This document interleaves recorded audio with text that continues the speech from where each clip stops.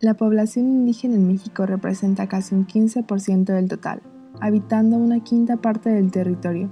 No obstante, nuestros pueblos originarios se enfrentan a las más difíciles condiciones sociales en el país, con una alta migración y exclusión de elementos básicos como la educación, el agua, electricidad o una vivienda digna.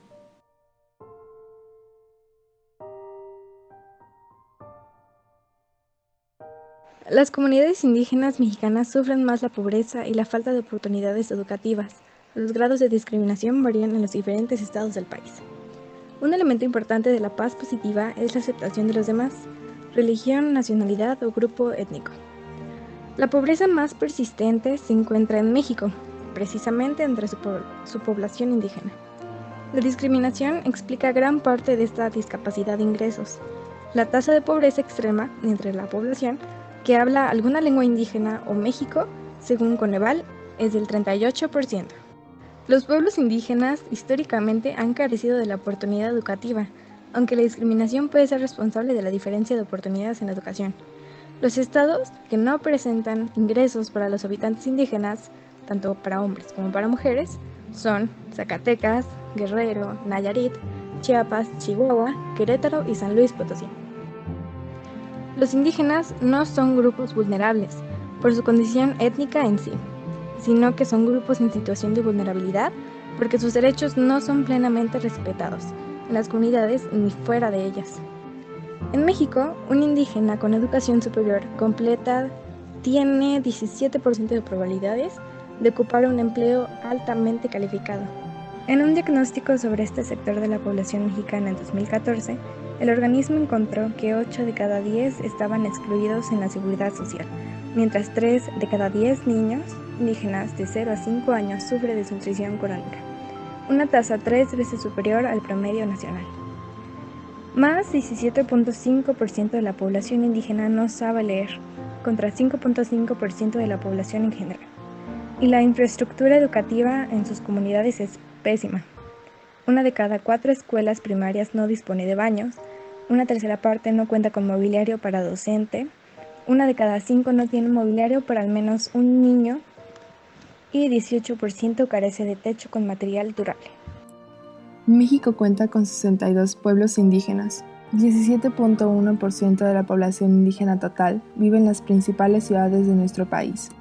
26.8% de la población indígena no recibió ni un solo año de educación básica. 28% habita en viviendas sin acceso a agua potable. Las culturas indígenas están en amenaza de desaparecer. Dentro de 100 años se estima que va a desaparecer el 90% de las lenguas indígenas. Estudio de las condiciones socioeconómicas de los pueblos indígenas de América Latina demuestran que ser indígena es equivalente a ser pobre. La tasa de pobreza extrema entre la población que habla alguna lengua indígena en México, según Coneval, que es la agencia responsable de la medición de la pobreza, es del 38%. Este porcentaje cuadruplica el de la población general clasificada como extremadamente pobre en 2012, que se situó en el 9.8%.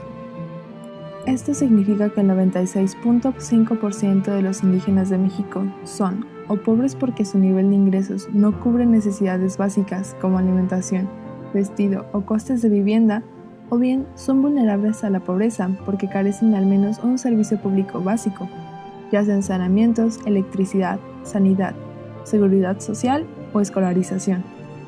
Pese a las recomendaciones que organismos han emitido ante la discriminación de indígenas en México, esta situación persiste, ejecutándose por ellos mismos. Ejemplos de esto son: Víctor Hernández Gómez, detenido por llamarse igual que un criminal, indígena zoque y originario de la Ribera Huacano, Ocatepec, Chiapas. En febrero del 2014, cuando migró a Oaxaca en busca de trabajo, fue detenido por policías del estado, quienes lo acusaban de un homicidio ocurrido 14 años atrás en el municipio de Villacorso, Chiapas. Mujer mazateca da luz en jardineras del centro de salud.